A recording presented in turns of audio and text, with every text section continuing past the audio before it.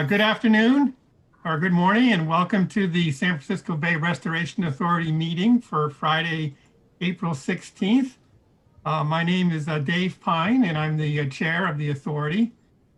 While we're all very conversant with online meetings, let me just take a moment to go over some basic Zoom instructions. If you would like to provide a comment, either during the public comment period or during an agenda item, you can do that in one of two ways. You can use the Zoom platform raise your hand function, or if you're joining the meeting via phone, you can press *9 on your keypad to raise your hand. The authority also has established an email address and phone number to compile public comments for our meetings that were received 24 hours or more in advance of the meeting.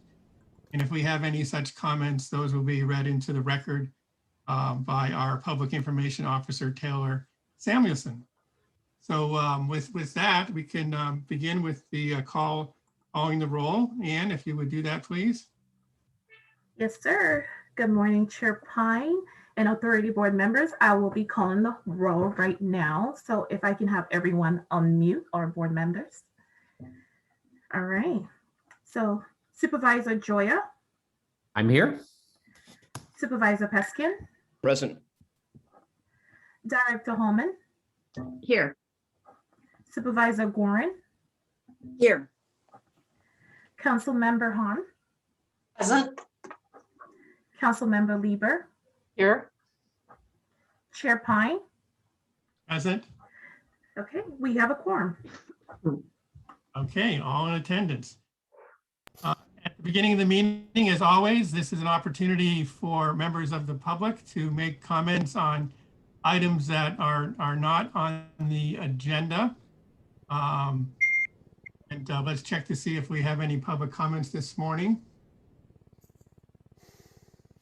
We have one. I do see that we have David Lewis, his hand is raised, so let me recognize Mr. Lewis. Good morning, everyone. I'm David Lewis. I'm the Executive Director at Say the Bay. First, very excited to welcome the two new members of the Governing Board, Councilmember Lieber, who we've had to, we owe our presence here today to her, and thank her again for establishing the Restoration Authority through legislation that Governor Schwarzenegger signed, that bill that Save the Bay sponsored and that Councilmember Lieber authored when she was in the legislature. And also welcome to Councilmember Hahn. Fortunate to have been parents of Berkeley High School students and friends at the same time a few years ago. So very excited to see her. I wanted briefly to report on a very important legal victory. You know, we've all known for years that the Clean Water Act protects wetlands and waters of San Francisco Bay, including salt ponds in San Francisco Bay. But unfortunately, during the Trump administration, that assumption was challenged. The Environmental Protection Agency, at the behest of Cargill Salt Company, gave that company a waiver from the Clean Water Act jurisdiction for their ponds in Redwood City, crystallizers that they still own privately and have wanted to develop for many years. We sued along with several environmental groups and the Attorney General of California. We sued the Trump EPA, and last October we won a resounding court victory in federal district court, acknowledging that the EPA had erred in waiving the Clean Water Act jurisdiction on that site, and the Trump EPA and Cargill both appealed. After the Biden administration took over, the EPA withdrew their appeal and acknowledged the judge's conclusion. And just this week, Cargill withdrew their appeal. So that litigation is over. And for now, the Clean Water Act authority has been restored.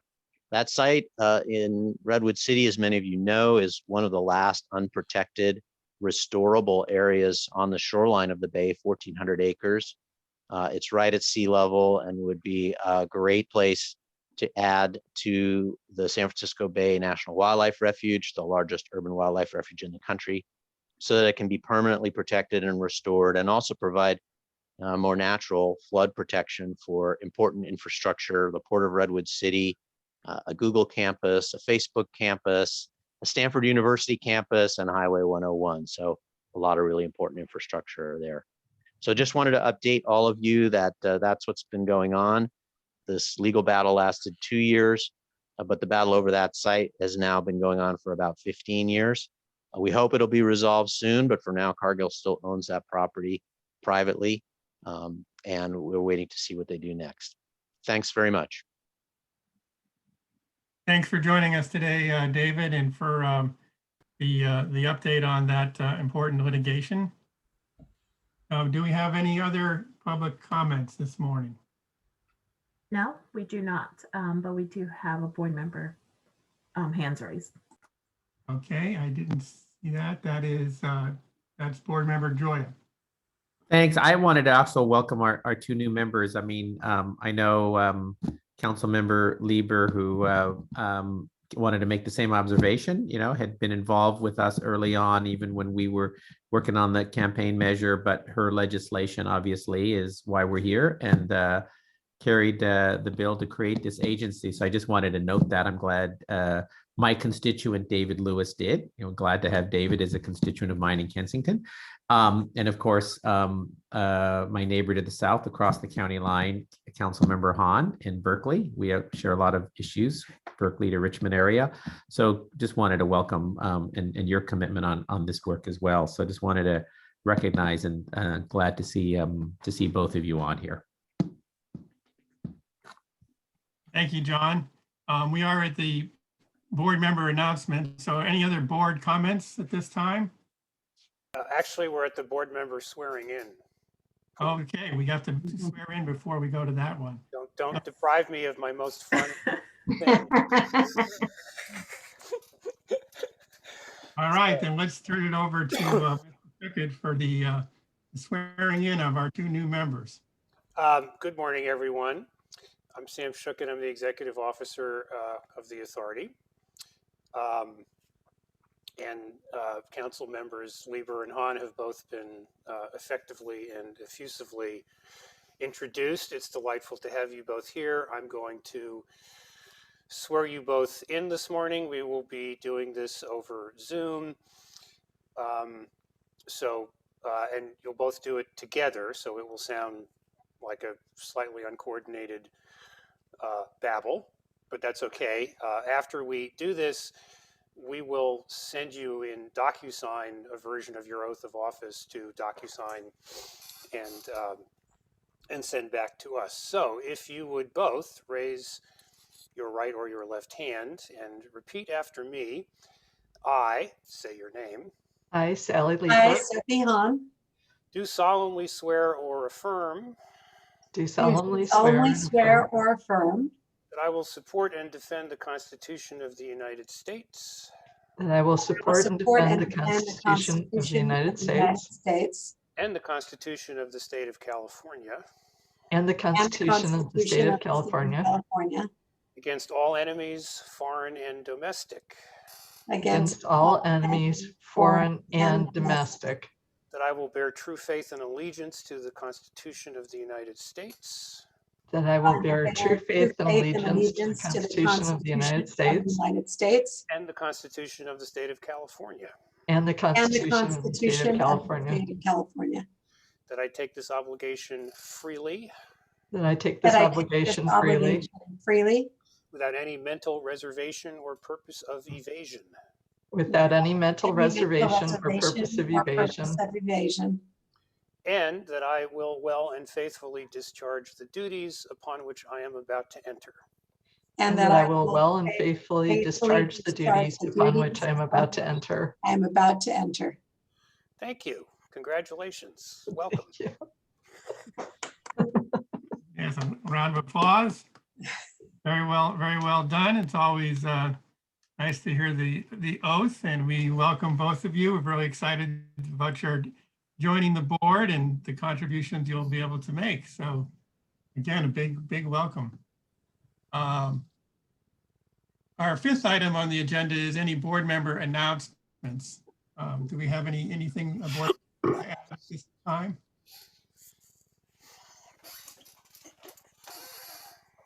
Okay, well, seeing none, in terms of my chair report, just briefly, there have been two matters I've been involved in, which are going to be discussed later in the meeting. First, I've participated in the advocacy efforts to secure more funding for bay restoration at the state and federal level.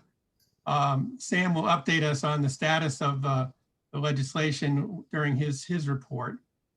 And then secondly, I've had the chance to assist SFBRA in the rollout of its new report called Sediment for Survival, an incredibly critical report on the need for additional sediment to support our existing and future tidal wetlands.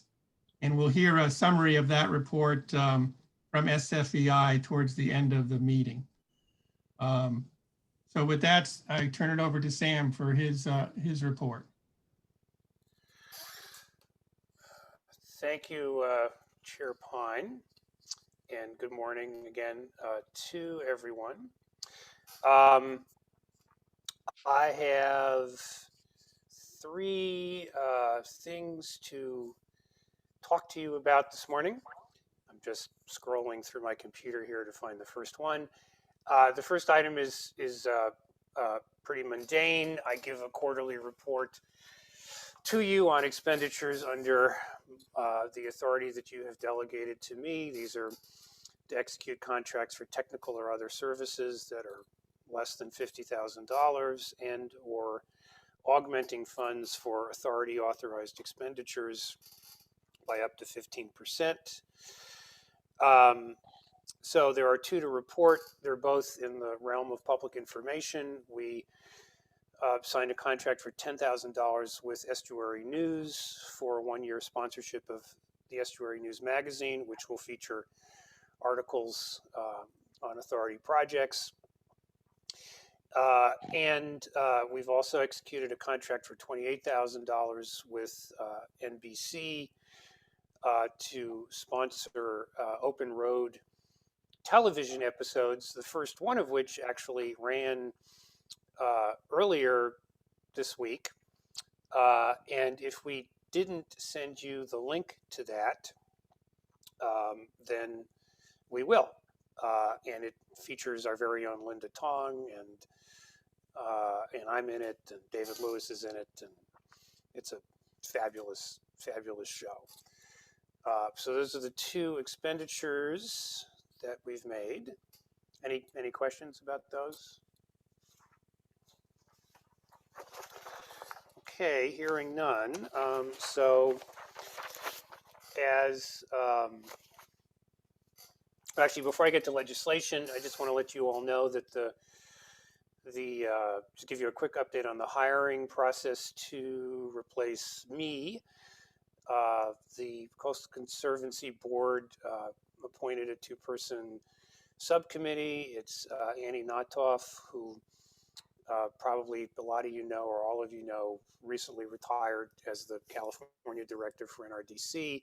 She's a Senate appointee, and Brian Cash, who is the Assistant Secretary of Resources for Finance and represents the Resources Secretary on the Coastal Conservancy Board. So that's the search committee before finalists get to the full board. The Conservancy Board agreed that Supervisor Pine will be involved in interviewing the relatively small number of finalists, and the job announcement should go out any day now. So that's where that stands. And then, as Chair Pine mentioned, I wanted to talk to you about a couple of legislative matters.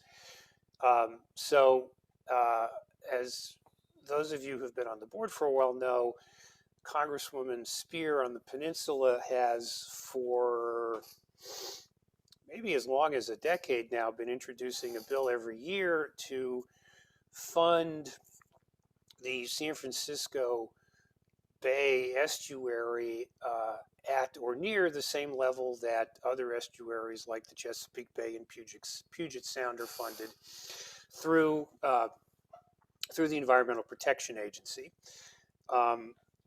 So her bill, which this year is HR 610, passed the Transportation and Infrastructure Subcommittee, and can soon go to the full House.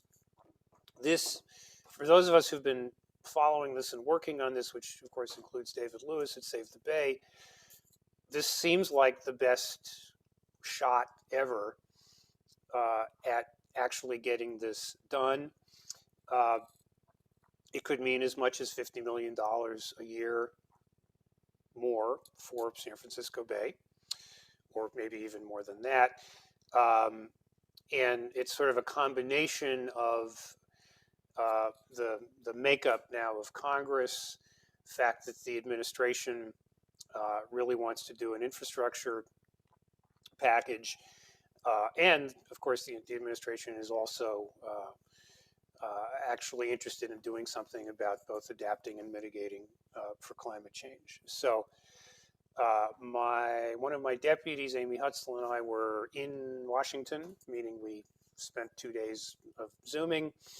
This was one of the things that we were talking about with congressional representatives, and fingers crossed that this will be the lucky year.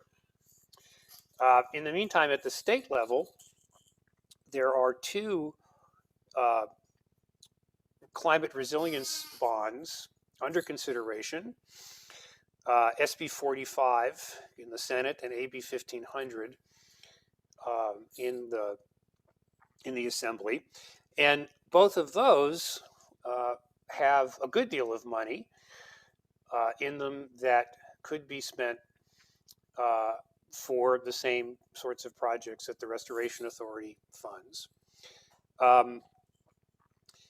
The Senate bond has $100 million directly for wetland restoration in the San Francisco Bay. The Assembly bond has $300 million directly for wetland restoration in San Francisco Bay. And then they have a number of other pots of money in them that aren't mandated for use in the Bay, consistent with Restoration Authority projects, but could go to them. For instance, they both have money for the Coastal Conservancy generally, including $100 million for our Bay Area program, which among other things can fund and has funded the same sorts of things that the Restoration Authority funds. There's money in both of them for the Ocean Protection Council for coastal resilience, and the OPC has funded projects in San Francisco Bay in the past, and one could reasonably think that they will in the future. There's also money for ocean and coastal ecosystem carbon sequestration projects, $20 million in both bonds. A lot of the things that we do in the Bay sequester carbon, so that's another possibility. In addition to being involved in federal legislation, you can, of course, all be involved in moving bond acts along in the legislature, and you're encouraged to take an interest in those things. The Senate tried to get a resource bond passed last year and kind of got swept up in the COVID legislative crunch. This year, there looks like it's going to be generally a more productive year for the legislature, and therefore I think the chances of a bond are good or better. Whichever bond comes out of the process Word is that it would be for the June of 2022 ballot. So are there any questions about either of those?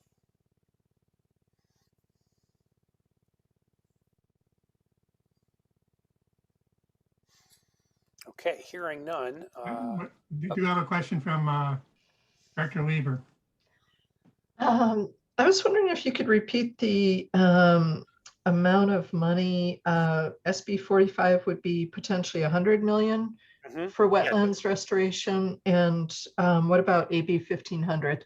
And AB 1500 has 300 million. Wow, great. So guess which one you prefer. Hard to imagine, right? Yeah. So neither of the two bonds has gotten out of their own house into the, into the other house yet, but they're both, proceeding along. Sam, do we have any sense for where the administration is on the bond? There's nothing official, but I haven't heard any sounds of opposition from within the administration. It seems as if the governor is content to let the legislature, have their way with these bonds. Any other questions for Mr. Schuckett?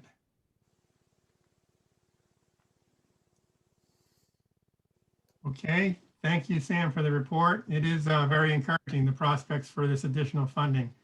Yeah, could be, the stars align, it could be a lot more money. Yeah, as you point out, the situation in Washington is really very promising. Our next item is to approve our minutes from our last meeting on February 12th. Does anyone have any comments or corrections on the minutes?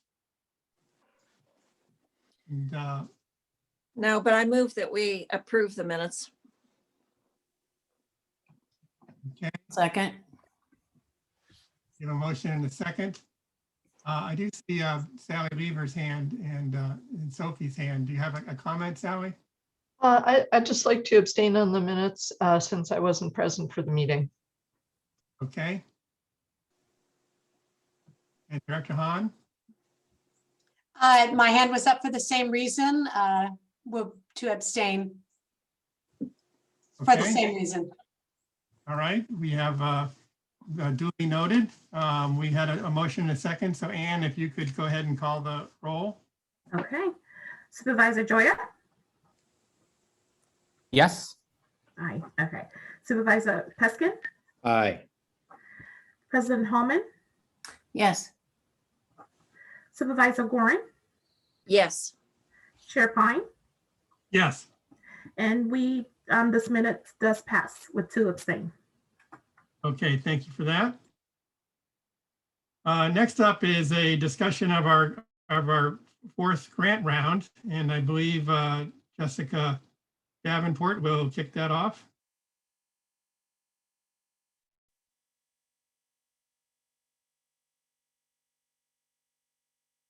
We have you there, Jessica?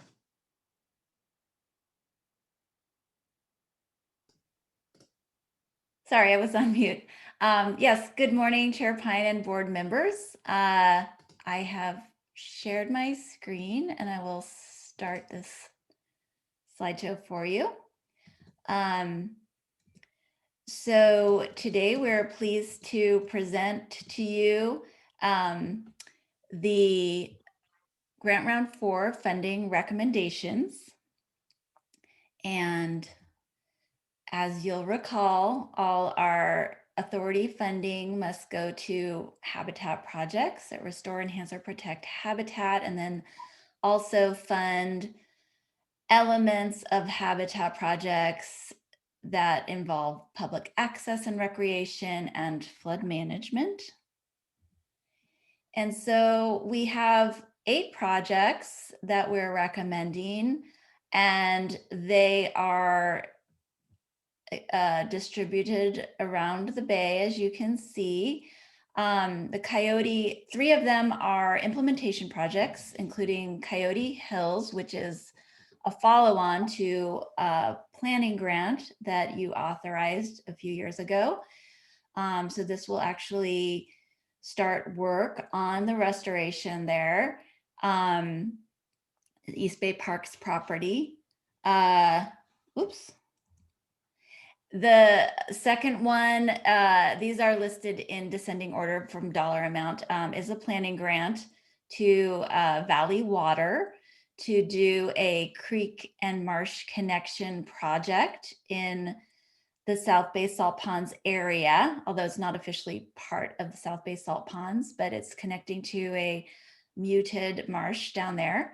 Terminal 4 wharf removal is a big project in Richmond that has been in the works for a long time. It's highlighted in the subtitle habitat goals as an important area to remove creosote pilings.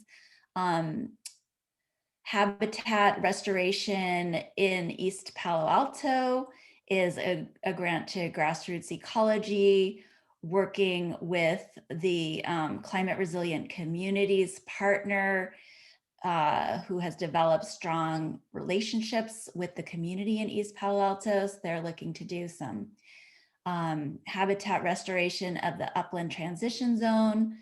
McInnes Marsh is another planning grant. This one has been in the works for a while, so it's getting close to its final design. And we'll need to go through permitting. I think they've already been to the Brit. Colma Creek is a project and that would go to, McInnes Marsh is Marin County, and Colma Creek is the city of South San Francisco. This came out of the Resilient by Design process. And Burlingame Shoreline Park is an interesting project that is actually a private landowner that is has gotten approval from State Lands Commission to take an area that was originally being proposed for another hotel and turn it into a shoreline park with educational information about the bay and sea level rise and the value of marshes, and as well as some recreational facilities. So that's a planning effort that's this would help move forward. And then the Evolving Shorelines project at Bothene Marsh is another planning grant in Marin County to address a very valuable marsh that is being inundated by sea level rise and needs some help along with its very highly used trail in that area. So as you know, Measure AA requires a geographic distribution of funds throughout the 20 years. And you can see we are tracking progress. Clearly the South Bay is well ahead because of the shoreline project.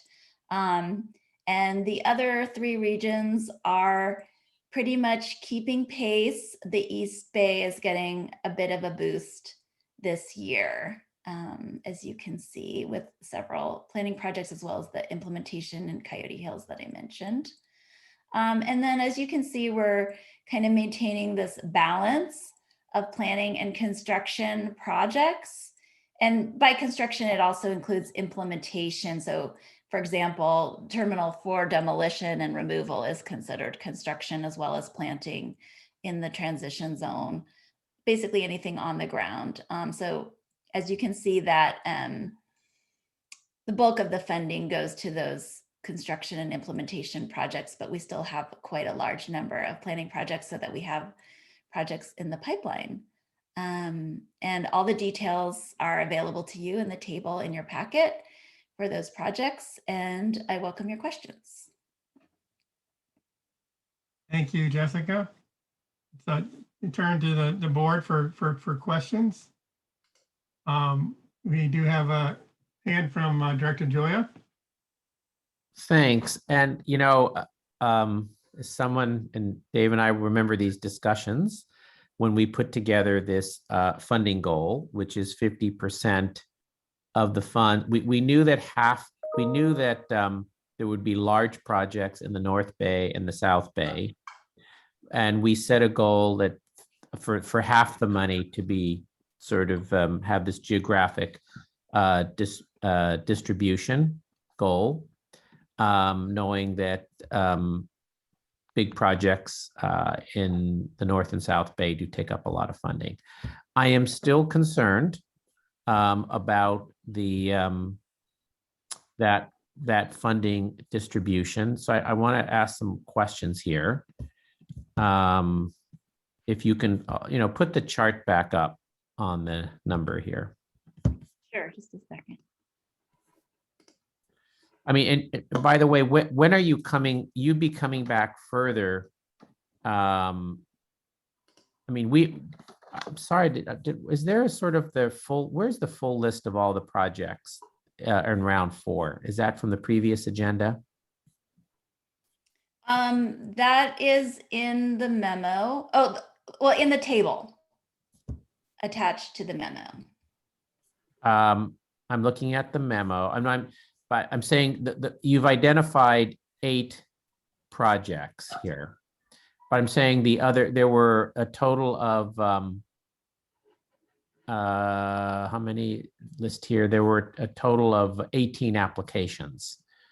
I don't see in this memo the others. They're not in the memo, but they're in the table that follows it in the agenda packet. Must have missed that. Okay. I'm looking at the the summary table. Right. So it put up the chart again on the funding, and as you keep track where we are. Can you see it? Let me pull it up. Yes. So, I've raised this before because remember the first year there were no applications submitted for the East Bay, and that wasn't our fault, although we were encouraging that. And then the Park District did come through with some. So I guess we are really far behind in other regions, and especially the East Bay. Going back to that, in terms of, there's been a slight increase. And so I'm a bit concerned because we are going to continue to get some big projects in the North and South Bay, right? Those are not going away. We are furthest behind in the East Bay. We're also behind West Bay, right? North Bay, hopefully there's some larger projects coming. So I'm trying to understand the scoring of the group, and how much are they factoring in the geographic part of this when they score? They don't factor it. That's something that the staff does following the input that we get from the advisory committee. We discuss the geographic distribution. So it's up to the staff and the board to equalize this, because if the advisory committee is not, it's sort of like, I know you sort of probably tell them that, but there's nothing in the scoring. I'm not sure how they're reflecting it, because I'm starting to get to the point. I wasn't in the first year or two, but getting to the point of being concerned as we move forward, whether we're going to make up. And I know Central Bay projects have typically been often harder to identify, both in the West Bay and East Bay. And often they're smaller dollar projects we've seen than, some of these others. So I'm trying to, again, I'm not certain what is the staff saying to the advisory board when they're scoring? How do you sort of raise this issue? Well, they're scoring based on all the criteria in the RFP. So Right. basically how well it's fulfilling the act and Measure AA, as well as the 9 priorities that are identified in Measure AA. Mm-hmm.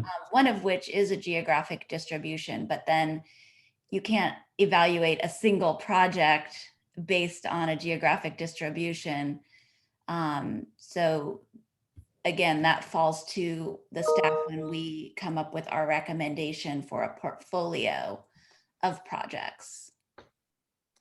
And for these projects that are listed as partial funding, has the full funding been identified for these projects? In a lot of cases, the projects already have funding from other sources. In some cases, it's pending. And in some cases, once they found out from us of what amount we were going to recommend, they would then talk to the pending sources and let them know. Because sometimes they apply for more than they need a total if they're going for like 5 or 6 different grants at once. So then once they find out what they are expecting to get from us, they will let the other.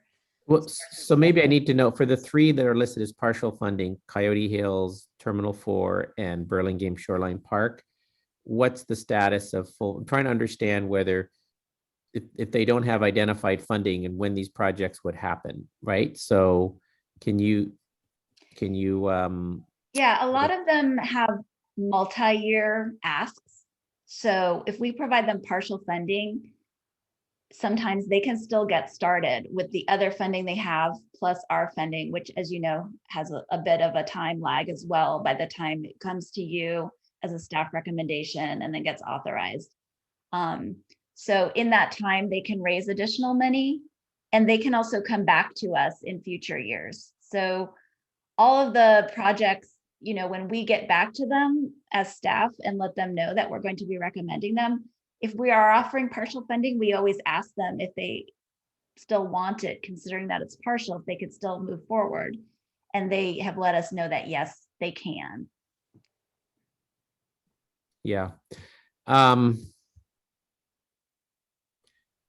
Yeah, I just, we have funding, you know, I respect, we are funding a number of projects, and they've been great partners with the Santa Clara Valley Water District. And I'm just concerned about the, again, the further falling behind in other regions, and that and whether we are adequately sort of considering that, because even if you look, if you look at the allocations here, just by dollar amount, I get there's really, and many of these are planning projects too, just a couple of sort of construction projects. Yeah, like for example, the Santa Clara Valley Water Project, which is planning and design, is there funding for construction of that, or that'll be coming back? They'll have to seek that later. Yeah, that'll be a large construct.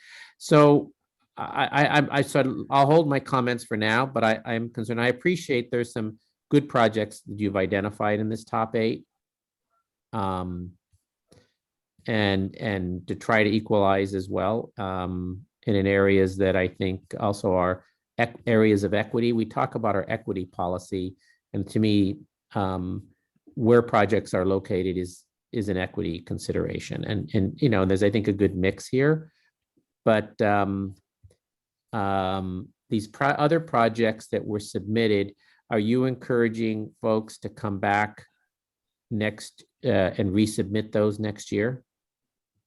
Yes, we always provide all the feedback from the reviewers to any of the applicants who request it, and that helps them. And many of them have actually in the past taken that feedback and improved their applications and gotten recommendations in future years. And because I think I realize that these the targets that we set are, do we say are based on population, which sort of were close to also parcels and parcel numbers. I mean, given the regions and the population.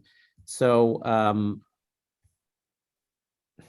yeah, we'd wanted to ensure that because the region was paying for this and that we did not want to have 100% of the funding go back to regions. We understand that because of the nature of the Bay and these projects, but at least to have half of the funding have some equitable distribution that's really based on also how this measure is being funded by the number of parcels.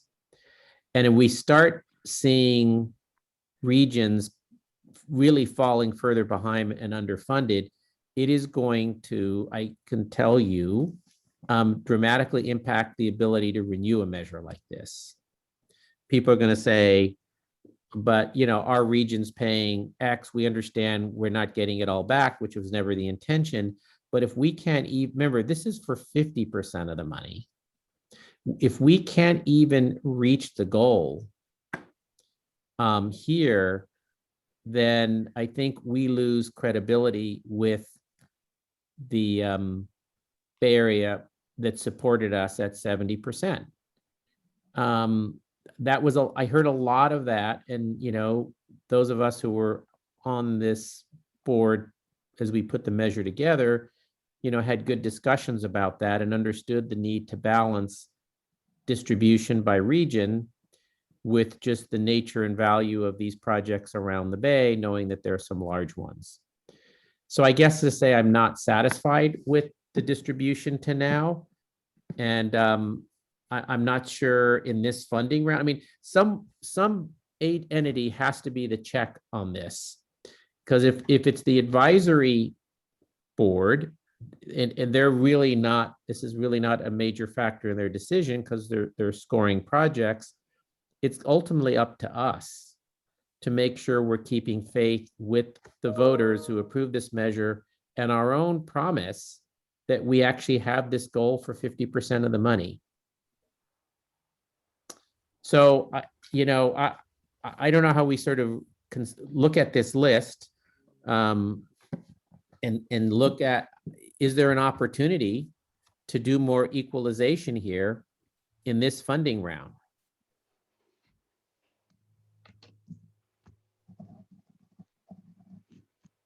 I will withhold and hear from others, but that's my concern. Okay, let's recognize Director Hahn. Well, thank you very much. And thank you, Supervisor Choya.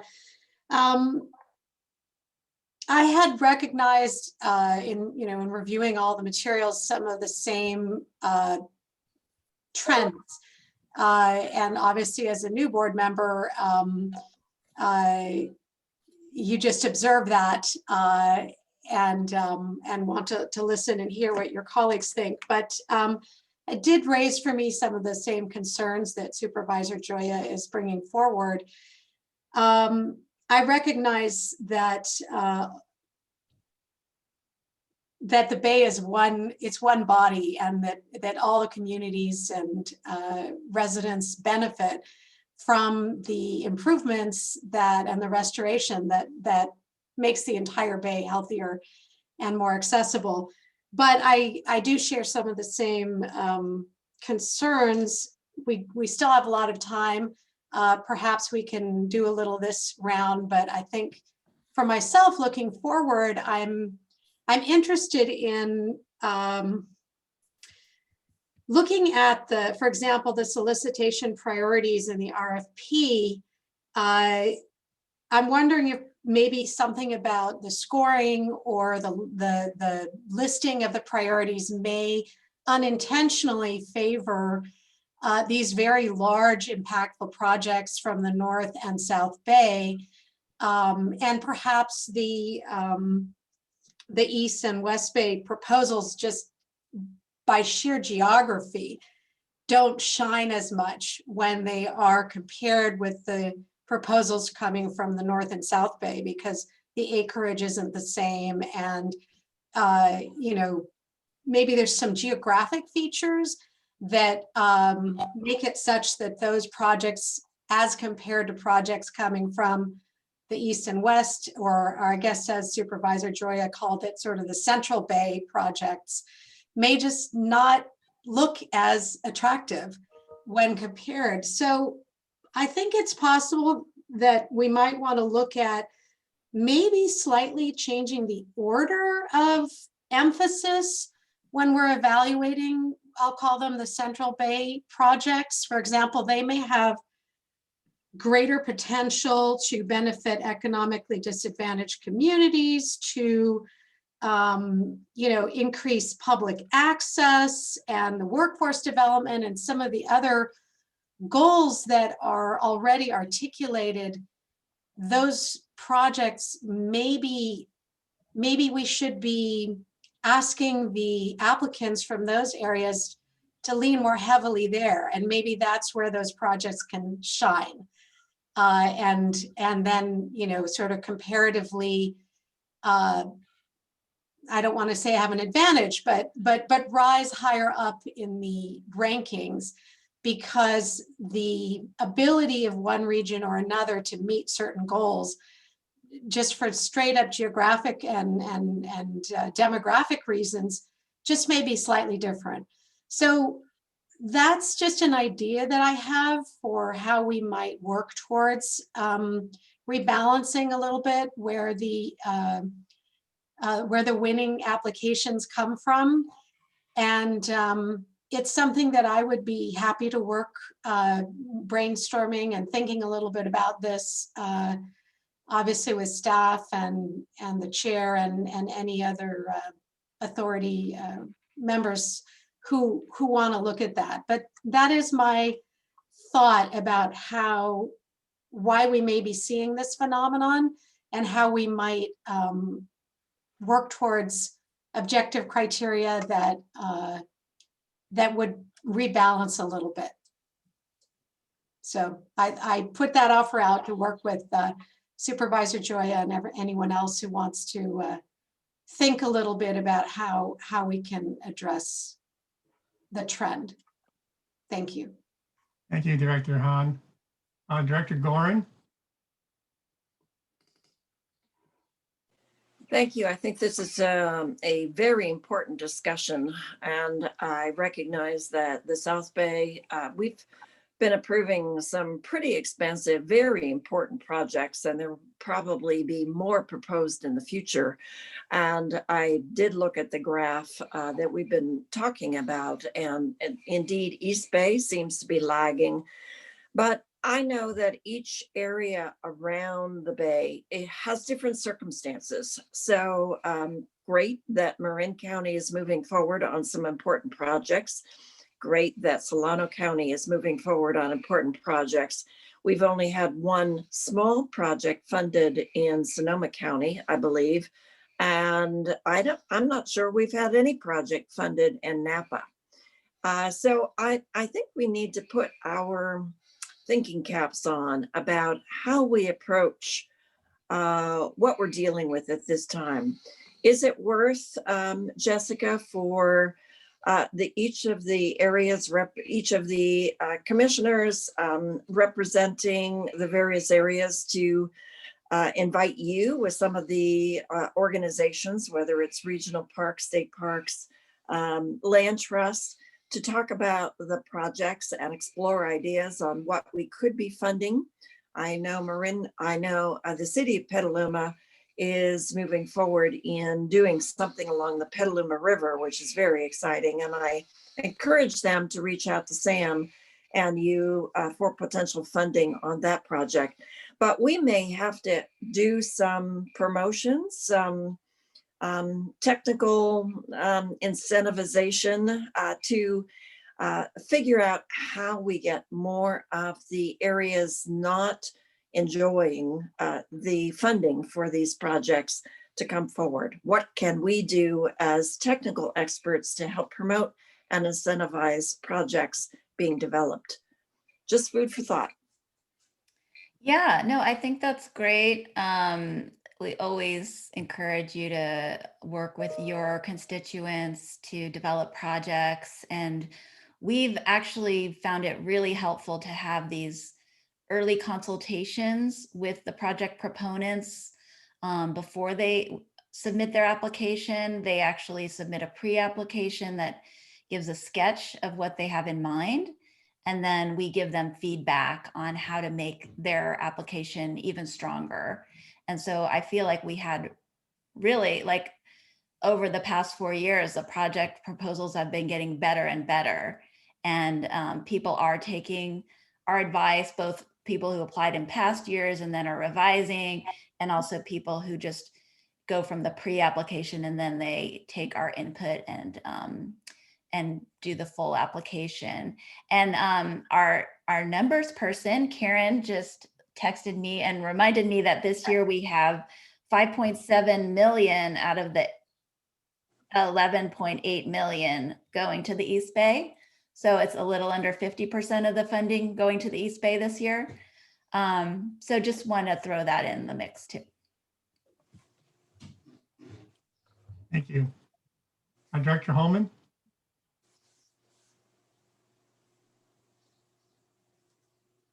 I think you're on mute, Karen. Sorry, I'd hit it and it didn't take. Really important discussion. I support pretty much everything that has been said. I have a question of a different line, if I could, and that is the Grassroots Ecology Project in East Palo Alto. It's not quite clear to me, but I'm sort of thinking, there's a lot been going on in the last handful of years in that area, including Mid-Penn's, with collaboration of many organizations, the Ravenswood Preserve opening, and that trail connection. Would this project kind of complete all of the restoration work that needs to be done in that area? In other words, does this like complete the picture? Do you know? I couldn't tell from what we were provided. Yeah, they actually presented to the San Francisco Bay Joint Ventures Conservation Delivery Committee yesterday. So I got to learn a lot more about that project, and they showed the areas that had previously been worked on by Mid-Penn. They have a very strong partnership with Mid-Penn, clearly, because it's their land. And so they kind of showed where there's already been some treatments of invasives and some planting, and then the additional areas along the trail where they intend to work with their partners and volunteers and paid community residents to do the additional weed control and planting of that area. So yeah, I can find those that presentation from yesterday that kind of maps out the exact areas along the trail where they're intending to do that project, if you'd like. So this project kind of allows there to be a ribbon put on that area, basically. Yeah, the sides of the trail are pretty overrun with invasive weeds right now, like fennel and some other kinds of. Yeah, okay. Thank you for that clarification. Director Peskin? Thank you, Chair Pine. And I do want to concur with the representative for my mother, Council Member Director Hahn. But I think there's another way to look at the metrics, which is, as and I'm a late comer to the authority and wasn't there at the inception like some of the other members of this body. But I think one of the fundamental changes that we made along the way was to acknowledge that we needed to build capacity. And to that end, you're seeing monies being spent on planning. And I think part of what we need to see is what the construction and implementation costs would be off of those planning efforts, so that we could actually project over the 20-year period where the North Bay and East Bay and West Bay, and I think the East Bay and West Bay share something in common relative to the distribution allocation of the dollars just by virtue of what projects we have. But I think it would be good to analyze the pipeline and look at what that planning investment would mean on the construction side over periods of time. I think that would be a helpful look forward for all of us. Yeah, thank you. That's a good point to kind of try to try to predict in the future where the demand is going to come from. And we're creating our own demand, Chair Pine. I mean, when we're investing in those planning dollars, when we're investing in capacity, presumably, I mean, there's many ways to analyze this data. Like I look at who didn't get a grant, and then I do the, mental calculus of, oh, well, somebody in the West Bay or East Bay didn't, apply and didn't get it. And I'm sure it's being scored correctly by the advisory bodies. But where we invest in capacity and planning, what is the likelihood that that will come to fruition and you'll see large capital dollar calls? Yeah, gotcha. What it's worth. The likelihood is high. Director Joey, I would come back to you. Yeah, I'll just follow up on a couple of the other of my colleagues' comments. I think Susan Gorin raises a good point also about counties.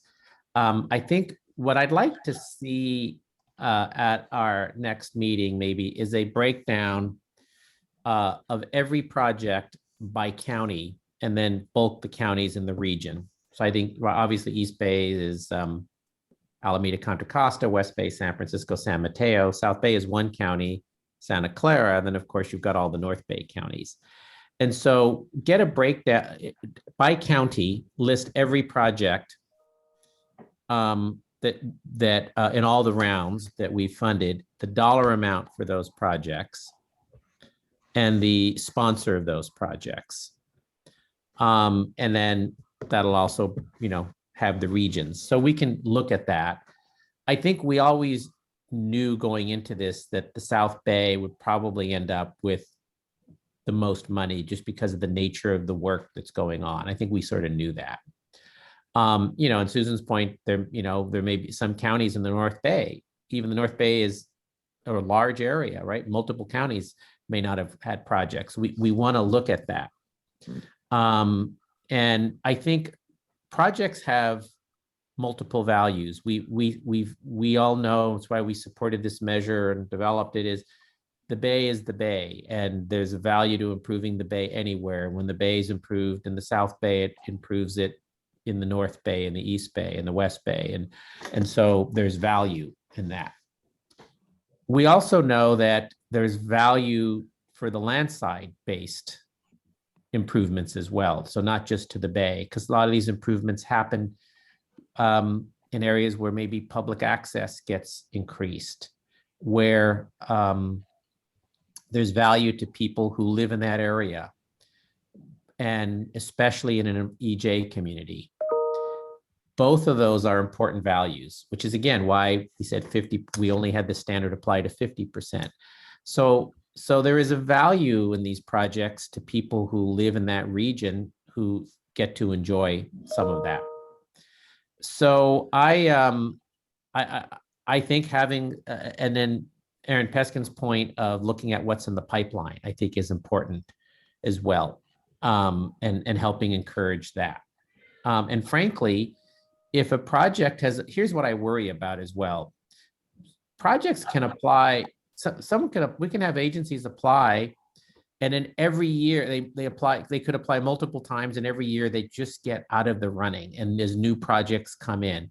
And having once been on a water district board, East Bay Mud, I know how prepared water districts are and how much they invest. So Santa Clara Water District is a great applicant. They do good work.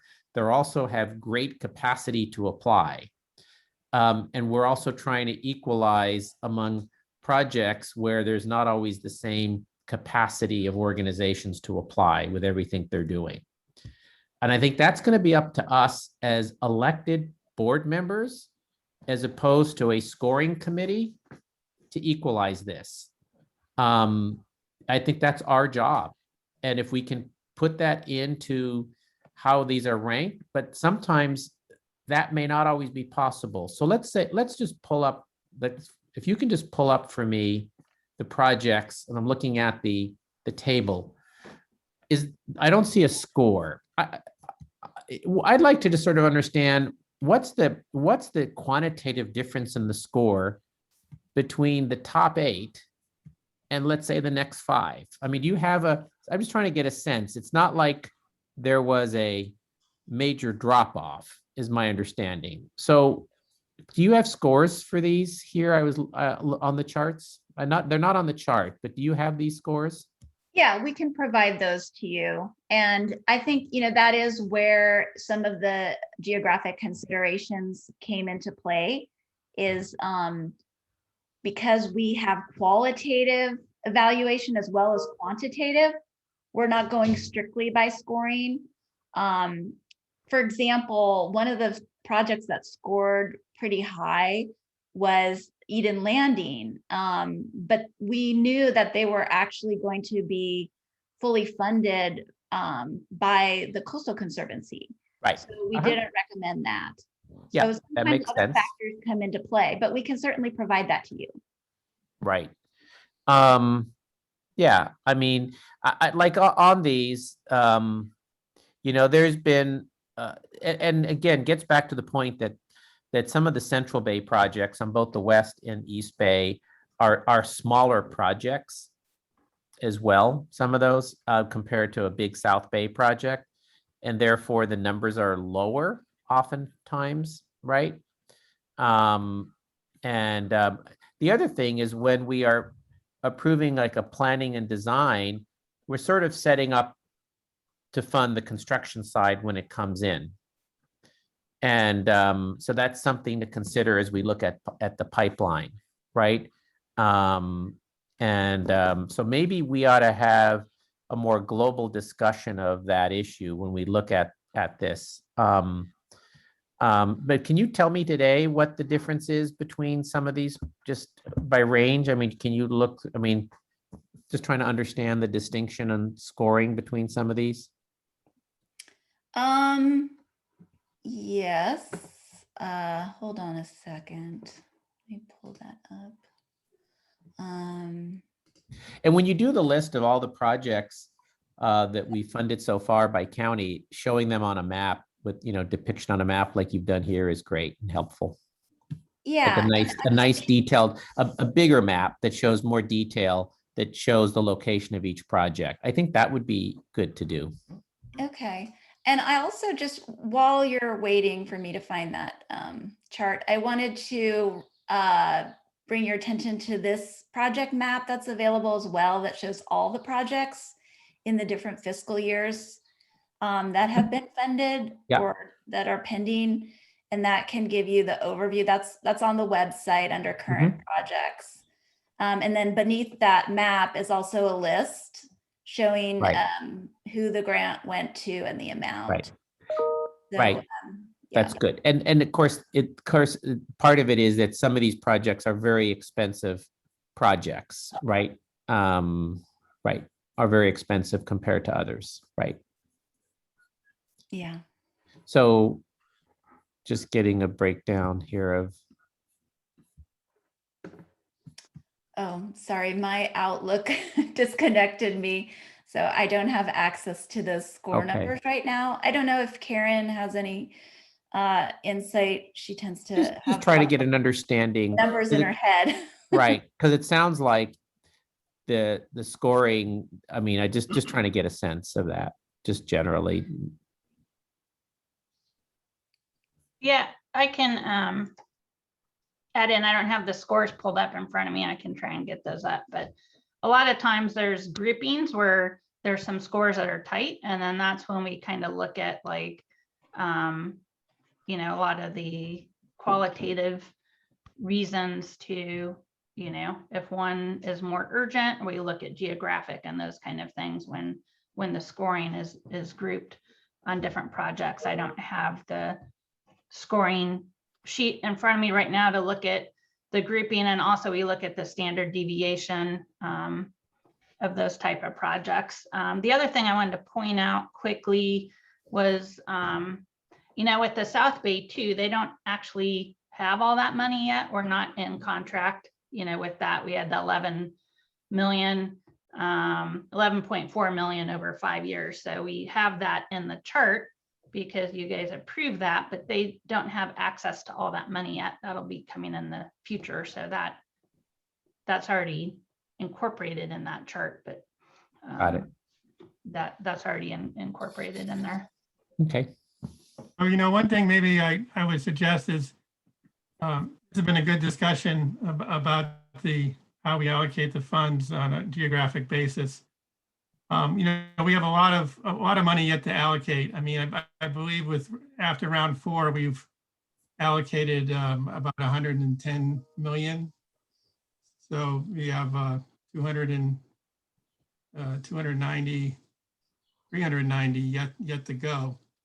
But why don't we, if it's agreeable to my colleagues and the staff, agendize for the next meeting, how we want to, work on this geographic, of meeting our geographic. I think that, the East Bay does appear to be behind. The North Bay and the West Bay, if you take the 20-year view, probably are pretty close to on pace. So I don't think we're terribly off, but we want to, we absolutely have to meet these targets. So yeah, I'd recommend that we agendize that for the next meeting. I appreciate that. I think that will be just having more global discussion so we can steer the ship in the right direction here in these next rounds. So we can steer this. This is a slow moving ship, right? And takes a bit, and maybe that we need to be maybe more intentional to make sure, because I mean, we're now getting more projects in from the Central Bay, which we weren't before in the first 2 years. Remember, we were not. So we're getting more now. Well, that's a good thing. And I think I don't think the ship is too far off course, but this is a good time to have that discussion. Director Lieber. I just wanted to add into the mix that I believe that the South Bay includes southern Alameda County as well as southern San Mateo County. That's a good question. I don't know if that's how we categorize it for purposes of this. Maybe the staff can explain. That's how we geographically, you're right, think of it, but I'm not sure if that's how they've done it on the chart. Maybe Jessica can tell us. So yeah, that's the difference between the Restoration Authority Act and Measure AA. Is the Restoration Authority Act has the South Bay covering southern Alameda and San Mateo counties, whereas the Measure AA just has Santa Clara as the South Bay. Okay. And it's the board member designations and also the oversight committee designations for north, south, east, west have the southern portions of Alameda and San Mateo County, but for the projects, the South Bay is just Santa Clara County. Okay, great. Okay, well, this has been a good discussion. I want to take a moment to see if there's any public comment. I don't see any hands raised by the attendees. Any final comments by board members? Otherwise, we'll go ahead and move to the community grant program. Okay, let's turn to the community grant program, and Linda Tong is going to describe that for us.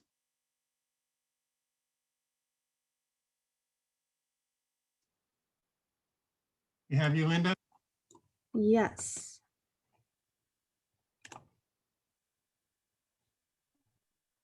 One second.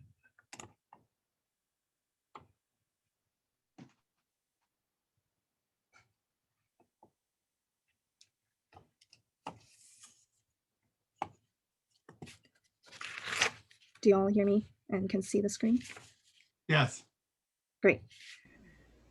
Good afternoon, Chair Pine and members. My name is Linda Tong, and I'll be giving you an update on the community grants program that the board authorized in July of 2020.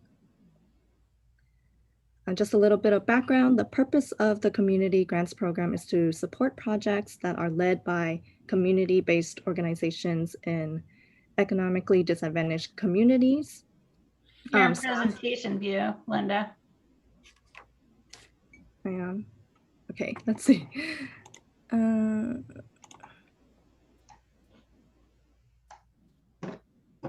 Is this better? Yeah, that works. Okay, sorry about that. So for this program, staff is going to be accepting applications on a rolling basis. And if we decide that a project is appropriate for the program, then we'll work closely with the applicant to solidify more details about the project and develop a staff recommendation that can be brought to the board for funding authorization. And here's some types of projects that would be eligible for the program: community visioning and engagement, training and education, relationship building with restoration-focused organizations and agencies so that communities can have a voice in design and construction of larger shoreline restoration projects. And all of these would also be tied to developing or carrying out shoreline habitat restoration projects.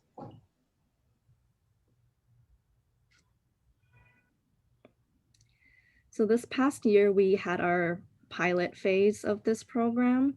We got 3 eligible applications that we'd like to recommend for funding.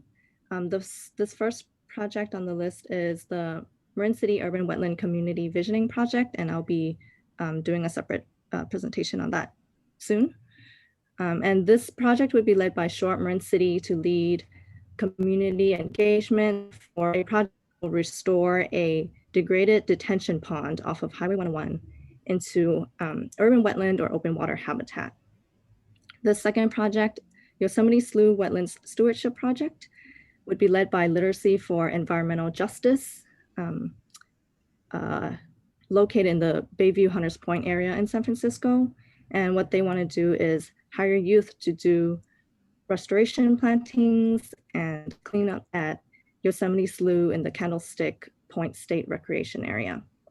And this third project, Bay API Youth Connected to Environment, would be led by a group called APAL, and they center Asian and Pacific Islander youth in Oakland and Richmond. And they want to post activities that would reconnect Asian Pacific Islander youth with the shoreline in the East Bay and do some restoration activities in partnership with East Bay Regional Park District.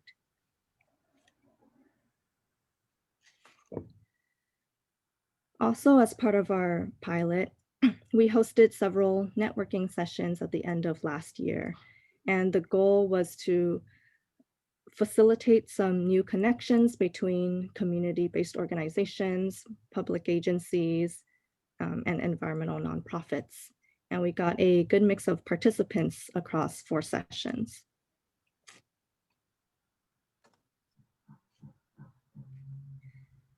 So we've learned a few things from our pilot year, and some improvements that we want to make moving forward would be to provide some clearer eligibility criteria and update our communications on our website so our information is more accessible. We'd like to clarify the timeline of when groups would actually be able to receive a grant award from the time they apply, and also just streamline the application process and the grant award process. And we'd also like to do another iteration of our networking sessions, but try to reframe them as an opportunity for organizations to connect with Restoration Authority staff and for us to get to know more of their work, as well as connecting with different organizations and agencies. So looking ahead to coming years, we want to provide some additional resources through the Community Grants Program.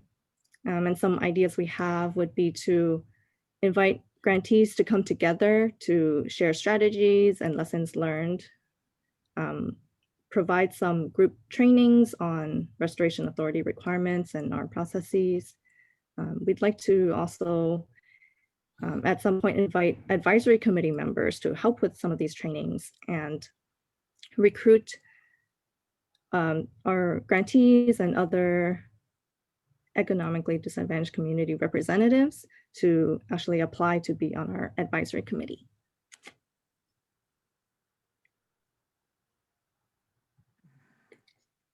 And thank you. That's all. We're really looking forward to continue learning from community-based organizations this is a first step for us, and we're looking forward to learning more. Thank you. Thank you, Linda. This is an information item, but just check to see if there's any questions or comments from the board.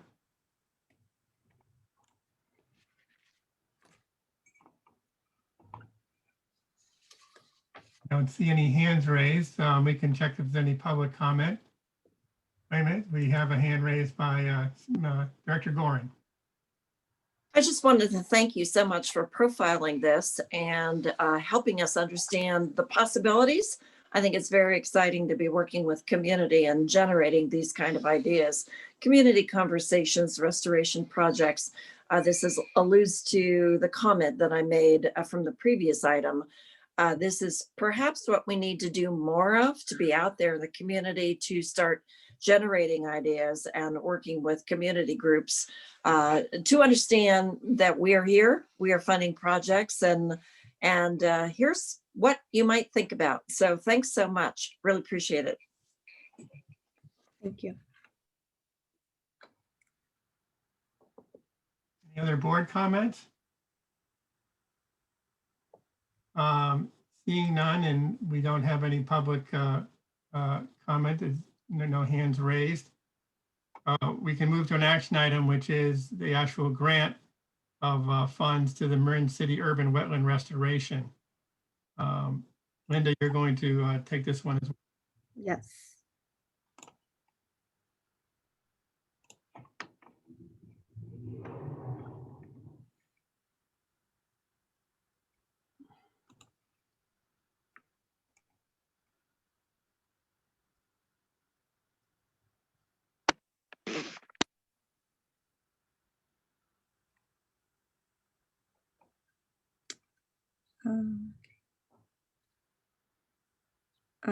Is this right, or do I need to swap You need these? to swap Okay. it. It's presentation. I'm not sure why my computer setup does that. But, all right, so this should be good. That looks good. Okay. Hello again, Chair Pine and board members. Staff recommends that the authority authorize a grant of up to $100,000 to the Center for Volunteer and Nonprofit Leadership, fiscal sponsor for Shore Up Marin City, for the Marin City Urban Wetland Community Visioning Project. The project consists of conducting community engagement for the restoration of a degraded stormwater detention basin into wetland and open water habitat in northern Marin City. Marin City is an unincorporated area in Marin County, and it's adjacent to Highway 101. The stormwater detention basin in Marin City has been poorly maintained for decades, leading to inadequate drainage and frequent flooding. And the flood risk to this community, which is one of the highest density areas of low-income residents in Marin County, will only increase as sea levels rise due to climate change.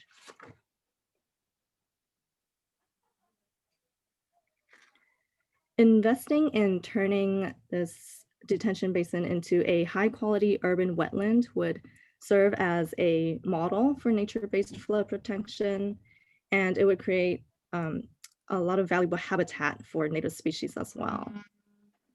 So local restoration would improve regional habitat connectivity, and it would expand opportunities for the community members to enjoy nature close to home.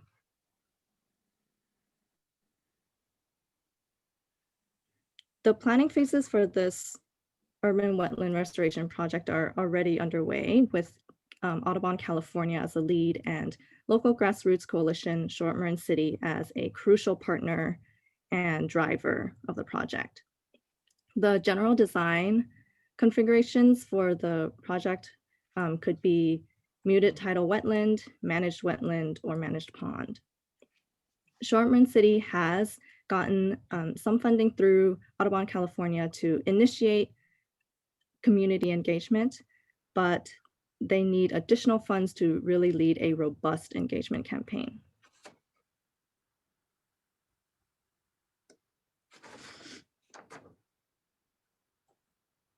Shore Up Marin City intends to achieve several goals through this project. They'd like to host community events and creative activities to raise awareness and engage residents in this restoration project. They would also be supporting workforce and career development by training up to 10 community and young environmental advocates on the process of a shoreline restoration project that will happen on the ground. And of course, they would like to develop a community-led conceptual plan for this multi-benefit habitat restoration project. Short Marin City and their partners would lead community meetings to gain input that would be really integral to informing the design process of the restoration.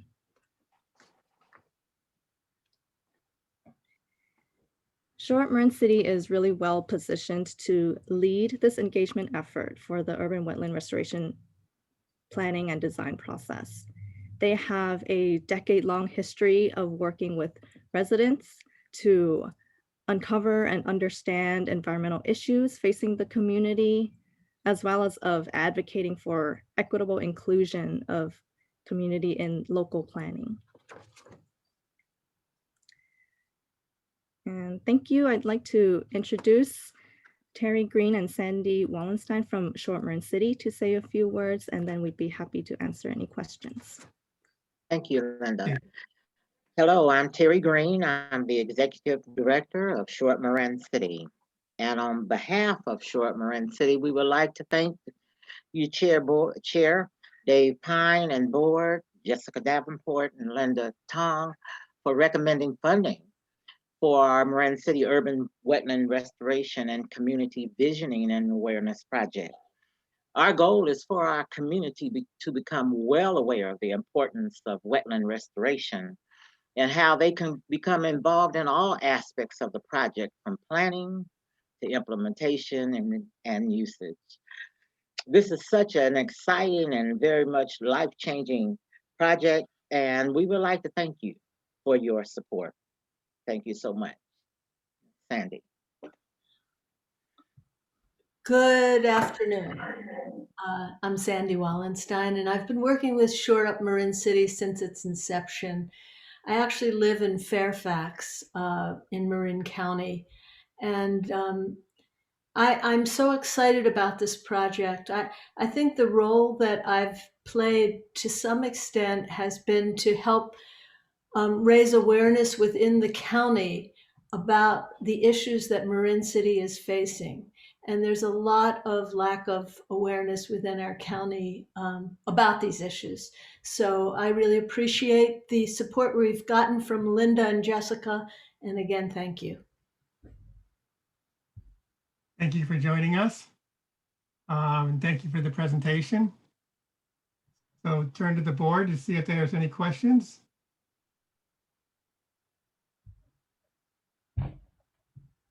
I don't see any hand raised. Let's see if we have any public comment. No public comments at this time. Okay. So unless there's any questions for the presenters, we could take a motion to approve this grant proposal. Councilmember Hahn has her hand raised. Oh, thank you for catching that. Councilmember Hahn.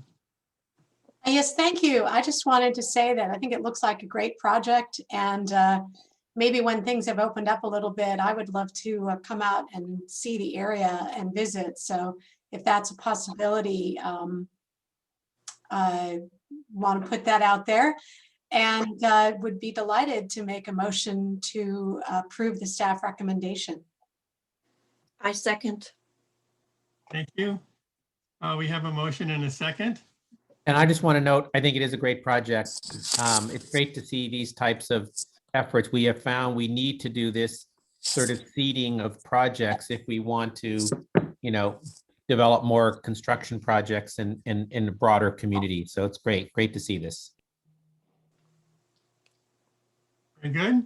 So again, we have a motion and a second, and we could go ahead and take the roll, vote on the matter. Yes, sir. Supervisor Joya? Yes.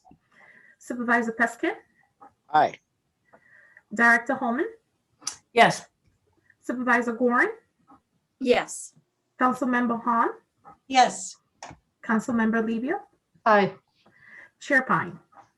Yes, This motion passes. Agenda number 11 is approved. thank you. Thank you so much. Thank you so And much. thank you, Terry and Sandy. And we would love to have you, Sophie, and all of you all to come. I will look forward to that. Item 12 is the appointment of the chair and vice chair of the advisory committee. The advisory committee has recommended that Jessica Martini Lamb, who is the environmental program manager for the Sonoma County Water Agency, serve as chair, and that Lisa Horowitz McCann, who's the assistant executive officer for the San Francisco Bay Regional Water Quality Control Board, serve as vice chair. So we appreciate very much their willingness to serve. I'll go ahead and make the motion to appoint them to those respective positions. I'll second with an enthusiastic support for the chair and the vice chair. She's great. They're both great. Okay. So unless there's any comments, we can proceed with the vote on that. All right, I see no comments. All right, so I am doing a roll call again. Supervisor Joya, Yes. Supervisor Peskin, Aye. Director Holman, Yes. Supervisor Gorin, Yes. Councilmember Han, Yes. Councilmember Levia, Aye. Chair Pine. Aye. This motion passes. Agenda number 12 is approved. Okay, so congratulations to Jessica and Lisa on their appointment. You'd be welcome to say a few words if you'd like at this time. And I believe, Jessica, you have a report out on the February 26th Advisory Committee meeting. Yes, I do. I think Lisa should maybe make her remarks first, and then I can conclude with the report. Okay. Thank you so much. Yes, hi, I'm Lisa Horowitz McCann. I am Assistant Executive Officer at the San Francisco Bay Water Board. I'm from the Bay. I grew up sailing on the Bay. I love the Bay and her wetlands. I started at the Water Board in the 80s. I took a 2-decade detour. I'm very happy to be back for the last 3 years, serving again in protection of San Francisco Bay and beneficial uses. As you probably know, protecting wetlands and permitting restoration and shoreline resiliency projects are amongst the very highest priorities for the San Francisco Bay Water Board, and especially given the impacts of climate change and sea level rise that are facing us. So I just simply want to say I'm honored to join this team of stellar wetland protection leaders on the advisory committee and all of you. And I look forward to serving you in the Restoration Authority and the Habitat and Wetlands and People of the San Francisco Bay. Thank you. Thank you. And thank you again for serving, and we welcome you. We'll turn now to Jessica. Yes, thank you, Chair Pine and board members. I am honored to continue to work with the advisory committee, and I look forward to working with Lisa and Restoration Authority staff and the advisory committee members to continue supporting the work of the authority. And I'd also like to thank Luisa and Dr. Alvarez for their leadership in guiding the advisory committee's work since its inception, and appreciate their continued participation on the advisory committee. I do have a quick summary of the last advisory committee's meeting. The committee last met on February 26th. In addition to approving the committee's recommendations to the governing board for the chair and vice chair, the committee heard a report from its ad hoc subcommittee on the draft annual report, which I believe will be available in April of 2021. And the committee also provided some informational updates on the North Richmond Shore Living Levee project, the estuary blueprint update process from San Francisco Estuary Partnership staff. And we also received an update from authority staff on the fiscal year 2021 competitive grant round and the community grants program that you heard about already today. And the committee will next meet on Friday, May 14th. And that concludes my report. Thank you so much. Thank you for the report, and thank you again for your service as chair. Very much appreciated. Item 13 is a report on the sediment strategy and on the very historic report prepared by the San Francisco Estuary Institute.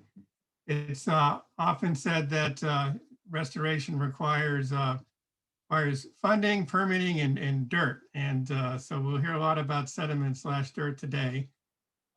We have with us Scott Dusterhoff, Senior Scientist at the San Francisco Estuary Institute, and Letitia Grenier, who's a Resilient Landscape Program Director at the San Francisco Estuary Institute. So we'll turn it over to you.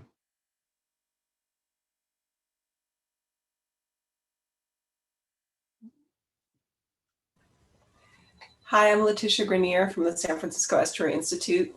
My colleague, and here's my cat, Garbage Truck is actually her name.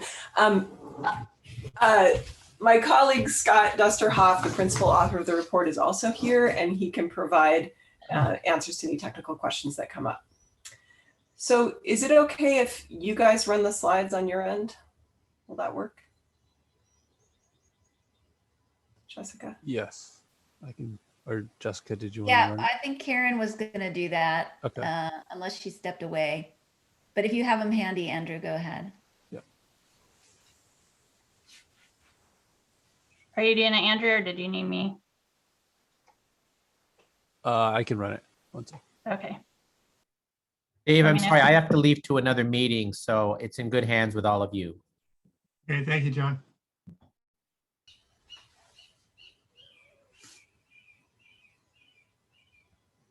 There we go. So thank you so much. You're muted. Letitia, you're muted. Thank you, Chairman Pine. Thanks to everyone on the board for inviting us to present today. We're really glad to get to talk to local leaders about what the key messages of this report are and where we should be focusing some attention to keep our bay wetlands resilient. Next slide. I want to just acknowledge the other authors of this report. Again, Scott is here. And I think I accidentally cut off the funders. It's funded by EPA, but also by the Regional Monitoring Program for Water Quality. Next slide. As with all our work, almost all of our work at SFBRA, we had incredible support from a technical advisory committee and a management advisory committee. So this is really a community product with a lot of wonderful input from, I'd say, some of the bright minds in our region. Next slide. As you're all very well aware, I'm going to go over the history here super quickly. We lost 80 to 90% of our tidal marshes. We realized how incredibly valuable and important they were for people, not just for wildlife, and started restoring them a few decades ago. We are well on our way, and there are around 72, actually I believe that number is now calculated as 74,000 acres of wetlands that are planned or already tidal marsh. So we're likely to get to 3/4 of the way toward that goal. Next slide. But there's a real problem, which is sea level rise. And the thing to notice about this graphic, which is a little bit out of date now, is that inflection point. The way those gray lines start really kicking in around 2050 is the issue here. So yes, our marshes are fine. They've been doing fine, but they won't be doing fine till the end of the year based on every model that we run to ask ourselves about this. So that's the issue. How are the marshes going to keep up vertically as sea level rises? Next slide. That's what this report is about. It really came out of the Baylands goals, and honestly being hounded by folks like yourselves, although not any of you personally, who were like, this is great stuff, this Baylands goals, but I need some more answers about what we should do. Sure, there's not enough sediment, but how much not enough, and how are we going to get it? And what should we do? So this report is trying to get to those questions now about 6 years later. We tried to ask and answer how much sediment is needed, how much is available, and we kind of knew it was going to be not enough. So then we said, how could we get more? And that map on the left is the map we went from, so when we're thinking about tidal marsh, I'll tell you about the scenarios in a minute, but we really shot for that community reality where we're at right now of around 75,000 acres of marsh. So I know we have a goal of 100,000, but we really only put 75,000 on the ground in the sense of knowing where they're going to be. Next slide. So I want to say really quickly how this works. How does sediment and marshes work? Sediment comes down a creek. You're looking up Galenas Creek. That's China Camp on the left. Those funny sort of grayish, brownish, purplish things with the arteries of water coming in from the bay are tidal marshes. And that's the bay, nice and muddy with a big mud flat right there in North Bay. So the way this works is sediment comes down a creek, could be a big river, like comes down from the Delta, it could be a local creek. And it sloshes around in the bay, in our nice, muddy, wonderful, shallow bay. It sloshes around. A windy day comes up, and a lot of that sediment has settled on the mud flats. A windy day comes up, kicks up some waves. Those waves actually have friction against the mud flats. They stir up the mud. The water gets really muddy, and then a high tide comes in. And as the high tide moves up onto the marsh, it carries all that sediment with it. And if you think about it, the high tide goes up, up, up, up, and it has to stop and turn around. And in that moment of, it's called slack high tide, when it's stopping and turning around, all the sediment falls out because the water has no velocity. So the water actually kind of loses its energy for a moment as it's turning around. Think about like turning your car, you kind of stop. All the sediment falls out and it stays on the marsh. So that's the process by which these marshes are so resilient and adaptive. They can actually grow vertically as the sea level rises quite rapidly. What they need is material. They can make some of that material themselves by making peat in their roots, a little bit on top with their dead vegetation, but mostly for the kind of marshes we're talking about here, they're going to make it with mud or sediment, which is dirt carried by water. And just as a reminder, I almost feel silly telling this group this, but there are these incredible ecosystem services that these marshes provide. And I'll be brief by saying, if you look at scientific papers, these are the most valuable marshes. These are the most valuable ecosystems on the planet, our coastal wetlands. So we're getting a lot of great things, including very monetary type things like protecting the shoreline and doing a lot of nutrient processing, which we haven't really given these marshes credit for. But without them, we might have a horribly eutrophied bay that has real water quality problems. So we want to keep these marshes around. They're going to need sediment to do it. That's the point of this report. Now you have a little bit of understanding of how it works in terms of physical process. I remind you of that in case somebody comes and says, let's put a tidal barrier across the Golden Gate. That would be very bad. We would lose the physics that push that sediment up onto the marshes, and ultimately we would lose our marshes. So side note for another conversation that's probably coming up in your lives. Next slide. So we looked at several scenarios. I don't want to go into this too much, but we really tried to put a lot of boundaries on where the future could be. We looked at if we didn't do the 24,000 acres of restoration that haven't really happened yet. We looked at if we did do them. And most of what I'm going to talk to you about in terms of results is going to be assuming we're going to do that 24,000 acres because we've already purchased the land, we're planning on it, that's our community goal. We looked at sea level rise to around 2050 of around 2 feet, and then another 5 feet on top of that to around 2100, which is basically what the state is advising for assets that you really don't want to lose. So it's the 95% probability that they don't get flooded, essentially, is that sea level rise. We can talk more about that number if that's helpful. But these are pretty standard numbers. So this is coming out of the state's own advice to itself.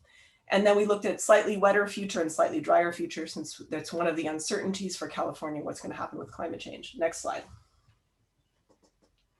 And what we found was that we're missing a lot of sediment. This is not a surprise, a huge amount of sediment.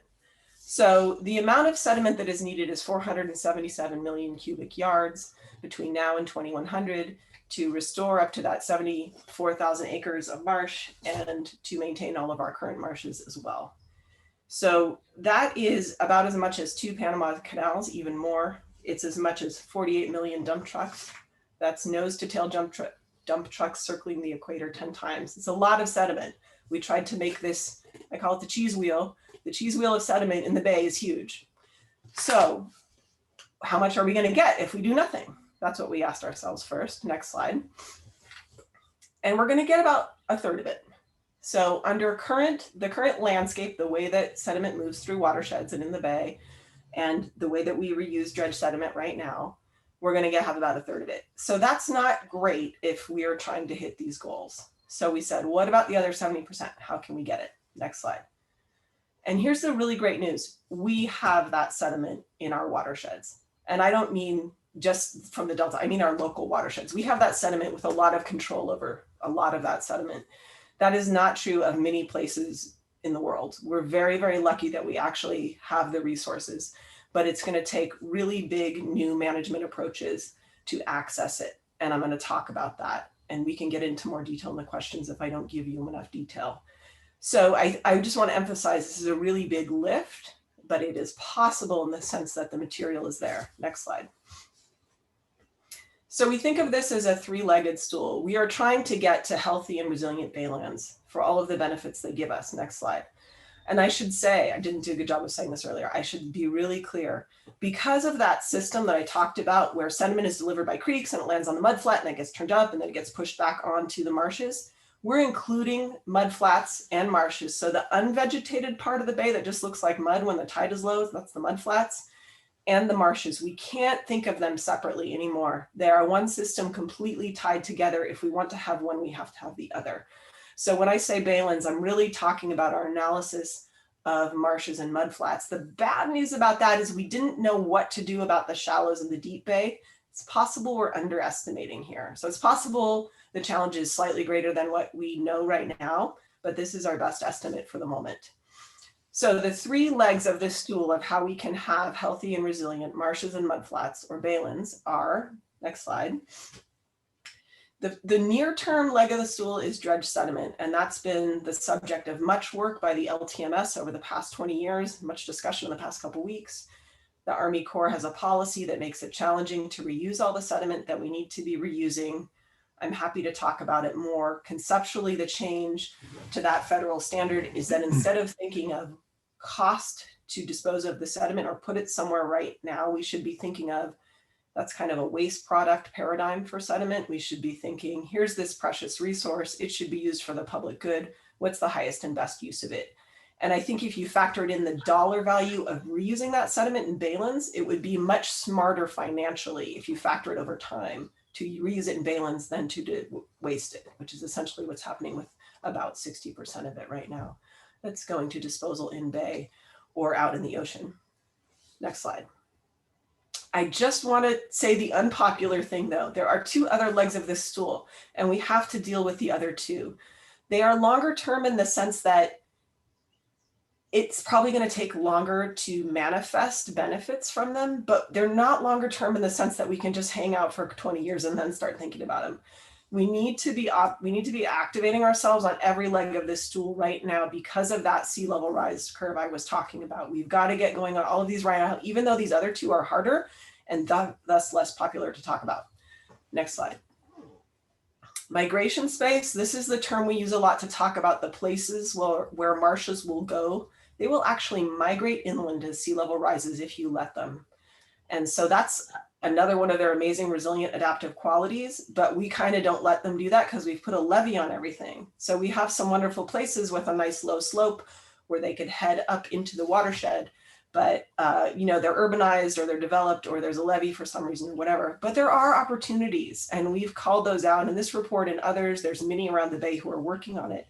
One of the challenges, this space is not very well covered by the laws we have to protect the environment. So even though it's incredibly valuable, it's not a wetland today, it's a future wetland of tomorrow and our laws don't cover that. So we need people to be thinking about that. Can we protect them somehow? Can we buy them? How should we prioritize? And we need to be actively working on migration space right now. There's not much left and there are attempts to develop it right now for other uses. Next slide. The last leg of the stool is watershed management. It's the most complex one, but this is really about putting our creek and river ecosystems back together in a way that provides many other benefits. It's very hard to do, but it could do things like get sediment out from behind dams, which would give us more capacity for fresh water, which we need, pulse that sediment downstreams in a naturalistic flow, which would scour habitat for salmon and steelhead, which would be very good for other reasons. It's going to mean we have to do some big changes like coordinate with our friends who run the reservoirs, which is hard for them to contemplate changing their management approaches. It would mean restoring floodplains. It would mean various other things, reconnecting creeks to baylands in the way that we've seen happening in South Bay. But there's important sediment locked up in the watersheds and there's co-benefits that come with dealing with watershed management in a better way. Next slide. I'm not going to get into the details of this slide, just to show you, like, here's all the kinds of things we want to be doing across that gradient, from baylands down at the bottom through cities and agricultural areas, that's the yellow and green, and then all the way up into high in our watersheds. So really, these are systems, even though it's hard the way our government is set up, frankly, to manage ecosystems as systems, they are systems, and it would behoove us to manage them that way, creeks being the most important, creeks and rivers being the most important kind of high leverage thing to manage well within our watersheds. If we could do that, we could get a lot of net benefits, and we'd be certainly happy to talk more about the details if anybody wants to. Next slide. Thank you so much for listening. I hope I didn't go over, and love to take any questions if there's time. Okay, thank you for the presentation on a really important topic. Let me turn to my colleagues for questions.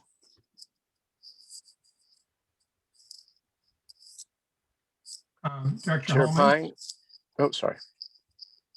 I don't have any questions. I wish I knew intimately more about this. It's a really great presentation and a super important topic. And I just want to thank you, because it is really terrific information. Again, I just wish I had a deeper knowledge of this particular area. I also should say I have to leave this meeting in about 3 minutes. I have to leave at 10 to 1. And apologies for that. Okay. Director Peskin, you had a comment? I did, Chair Pine, and to Director Lieber, I just want to let you know I'm driving to go have lunch with your former colleague, Mark Leno. But I just wanted to say, and I wanted to say this yesterday at BCDC, where we all received, or many of us received, a similar briefing, that this definitely captures our sediments. Okay. Director Lieber. Thank you. Well, Supervisor Peskin, please give Senator Leno my best regards, and a lot of great memories with him. And I was wondering for Letitia, when you talked about the migration areas that are potentially threatened with development, in general, where would the bulk of those areas be? My understanding, I mostly know about those land use choices through, frankly, calls that I get from water board staff who are concerned about permits that they may be issuing. And I've mostly heard about that for South Bay. Recently, there was an area in Newark that came up around this. So that you all know a little bit more about what happens as freshwater comes down watersheds, and then you've got tidal waters down in the bay. The freshwater backs up against the tidal water and makes these really unique habitats all in that transition zone. And that's also the same as the migration space. So even if it wasn't the tidal marsh of tomorrow, these migration spaces are super interesting and valuable ecologically. They're really wonderful for our urban communities to be able to have a place to get out near the bay and recreate. So in that particular case in Newark, there are some wetlands down there that were really interesting. I want to say that they are not going to develop, but somebody else here, like someone from the water board, someone else would know a lot more about that. There's still quite a lot of migration space in Sassoon and in North Bay, in South Bay, like in San Francisco Bay proper. We're really running out of it. And that's where I would really want to see us try to prioritize acquiring, because so much of that land is subsided. It's you know, it's turning into Google and Facebook, like that's what gets put on those lands often, or housing developments. And once that's on there, it's going to be very hard to get a sort of public good benefit out of that space. I hope that answers your question well enough. Yeah, I would love to find out more information about that so that we could see what the advanced planning on a regional basis is.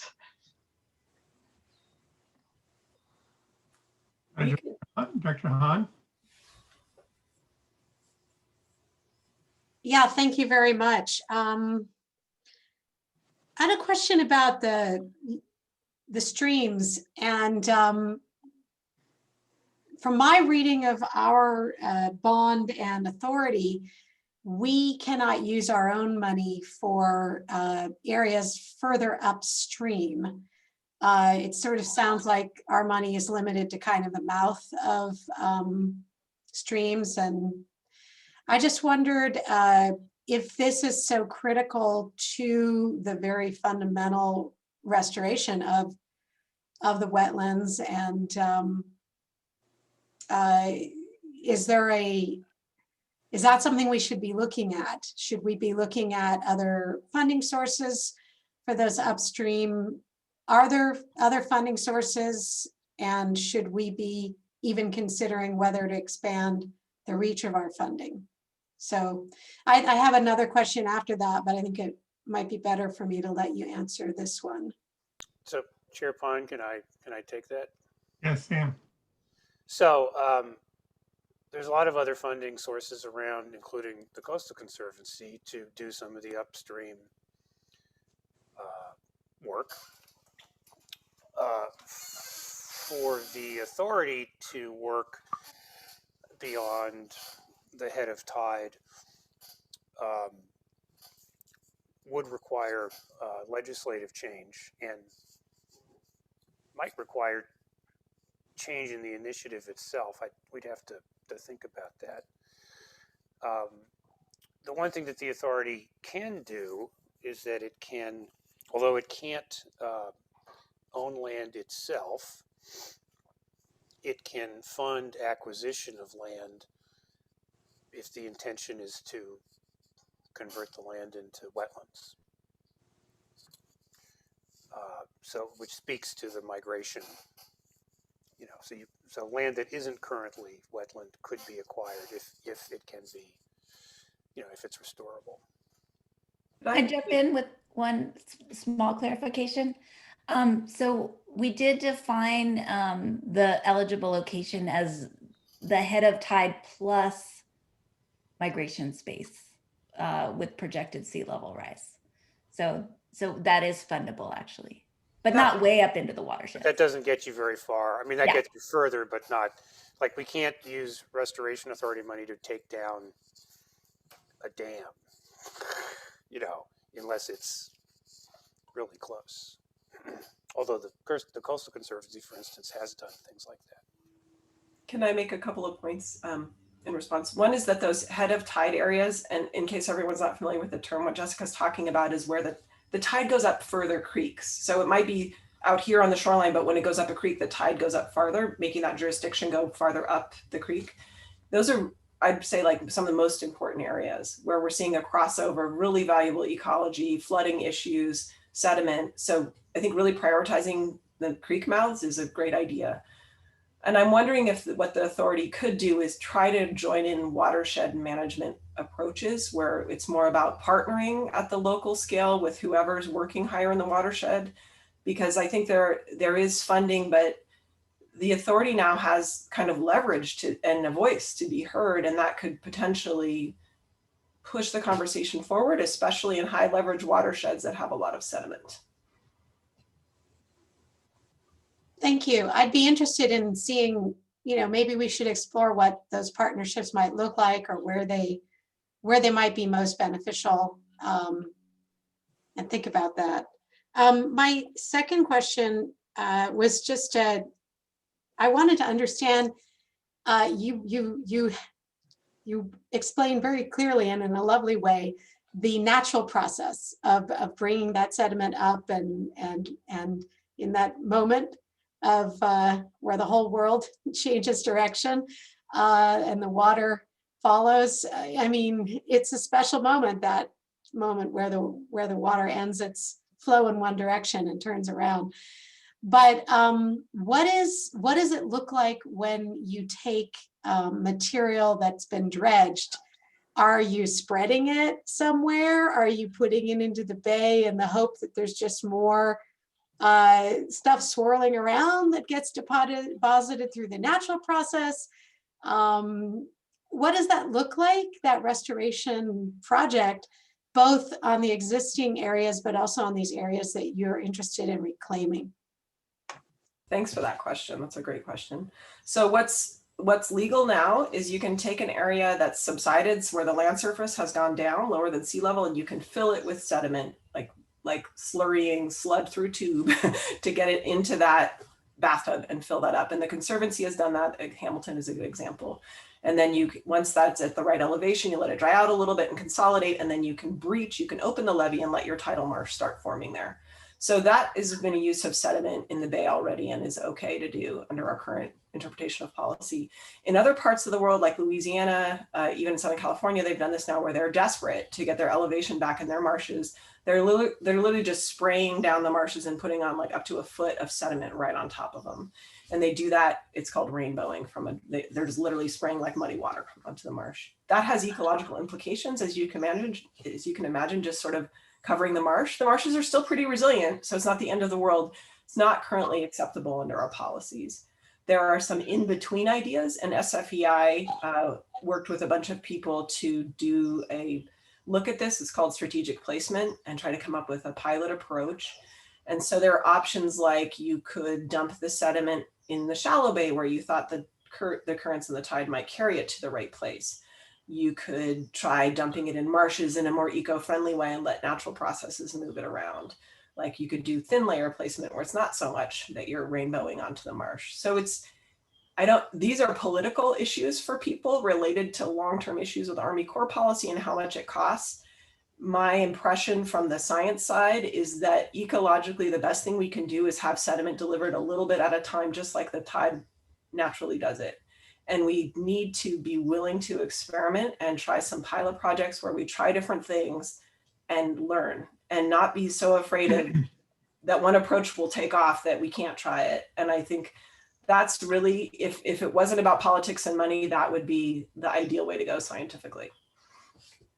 If I could, the Army Corps of Engineers is about to launch a pilot project to deposit sediment on mudflats in the South Bay and see if it migrates into the wetland. And this is the outcome of legislation and a project that the Restoration Authority and the Conservancy and Save the Bay and others pushed for and got into the 2016 Water Resources Development Act.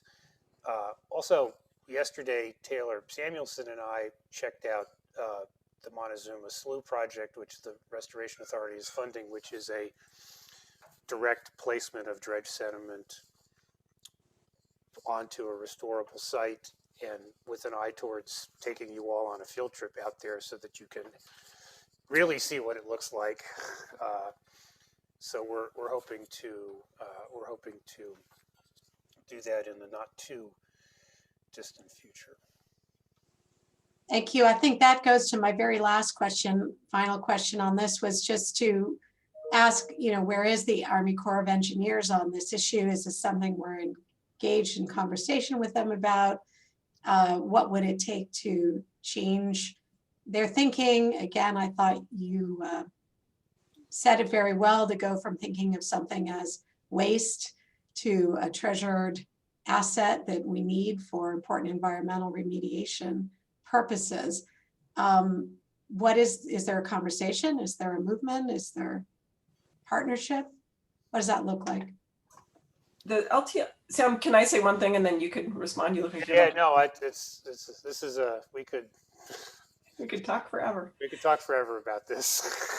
So, well, Sam can answer probably at a different level. My impression is that the LTMS, which is a committee that's been working on this issue for about 20 years, has gotten to where we are, which is reusing beneficial reuse is the term of about 40%. Not all of that's going into wetlands. Some of it's going elsewhere to landfill and other places outside the bay. I just want to mention that Hamilton, or rather Montezuma, is an example of reusing contaminated sediment. So we could be trying to get to a point of reusing almost all of the sediment. So there's still a lot out there. It's the federal standard about the cost of disposing of the sediment. So it is that paradigm of how cheaply can I get rid of my trash versus how should I be using my wonderful resource that needs to change. My sense, not sitting on the LTMS, so I will let people like Sam talk about this more, is that we need help from the federal level. I don't know that our local partners in the Army Corps who've been engaged in this for a really long time are going to be able to change it. We probably need something to change from the outside. And before I chime in, I meant to say the Coastal Conservancy also has experimented with direct placement of sediment on existing wetlands. I don't think we've done it in the Bay Area. We have done it in Southern California. So that's another thing that we're working on. So this actually sort of gets you into the politics of sediment. In any given year, the Army Corps of Engineers has X amount of money in their operation and maintenance budget to dredge working harbors nationally. And that money is very important to our ports and our marinas, and is because they have to be dredged continuously. The Corps dredges about 2 million cubic yards of sediment in San Francisco Bay per year. As Dr. Grenier said, about 40% of it on average gets beneficially reused. And it's an average. There are years when all of it goes to deep ocean disposal. There are years when, at least occasionally, there are years when all of it, gets beneficially reused. But it's very expensive to beneficially reuse it, because anytime you have to handle the sediment again after you've dredged it, it costs a lot of money. And I could go into detail on why it costs a lot of money, but if you want, but take my word for it, it costs a lot of money. And if the dredgers are paying for the beneficial reuse, then there is less dredging that could happen in any given year, all other things being equal, right? Because in any particular year, Congress appropriates X amount of money for dredging of ports. Hamilton, which Letitia mentioned several times, was one of these occasions where the Port of Oakland needed to dredge a lot of material to get to a 50-foot channel. And they were willing to share the cost of moving that material to Hamilton and also to Montezuma Slough. And so we moved 7 million cubic yards, more or less, to the Hamilton site, which involved an offloader 4 miles offshore, 4 miles of pipe, an electrical substation on land, a booster pump in the middle of the 4 miles of pipe, an underwater electrical cable from the substation to this is why it's expensive, right? So that was, victory. I imagined it on a barge. This is going through an underwater tube. Oh yeah, because much of the bay is shallow, and the barges can't get to the wetlands because the bay is so shallow.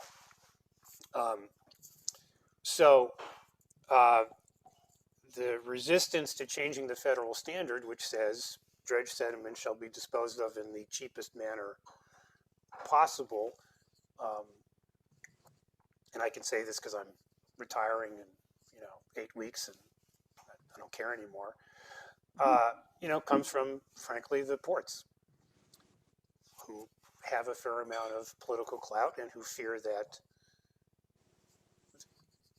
there'd be less dredging if they had to start paying to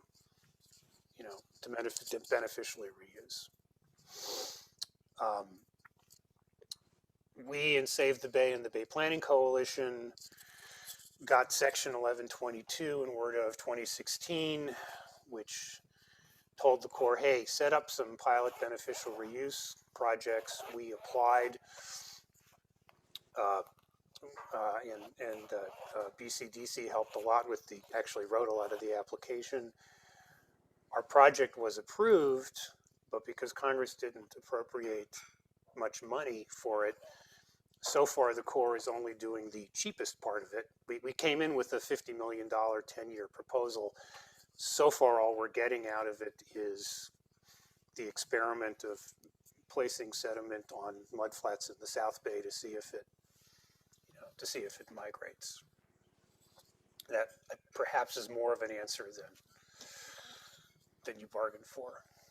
Well, it gives a good flavor. I'll just say again, this is something I'd be happy to try and brainstorm about. I think climate change is coming faster than the wheels of bureaucracy and interagency, challenges. And I think this authority is a great example of some efforts to kind of break through that. There's regulatory agency that you put together to, process permits all simultaneously rather than in sequence, and things like that. I think the chart that Ms. Grenier showed at the beginning, everything seems, we know it's not great, but the really bad stuff is going to come suddenly, and it's going to be intense. And so I think, let me just say that I appreciate the many decades of banging at the machine to try and get us where we are here. And I just want to offer that I am interested and prepared to be part of taking that, whatever it is that we've been banging with, and bang harder. So I don't know exactly who that means I talk to, or what we can do as board members or in our other capacities, but I'm interested. We will pull you into our sediment world to help. I'll bring my very high waterproof things because I think it's deep, right? Okay. Director Gorin, you had a comment? No, thank you. I was just going to offer the same comments that other folks have. The one comment I had is I think the challenge of how you actually distribute the material is really a large one, and one where we do have to do some experimentation. And, hopefully perhaps there might be some projects where we could provide funding from the Restoration Authority to try that. We have an awful lot of sediment to move. Let me take a moment to see if there's any comments from the public on the item. We have none. Don't see any.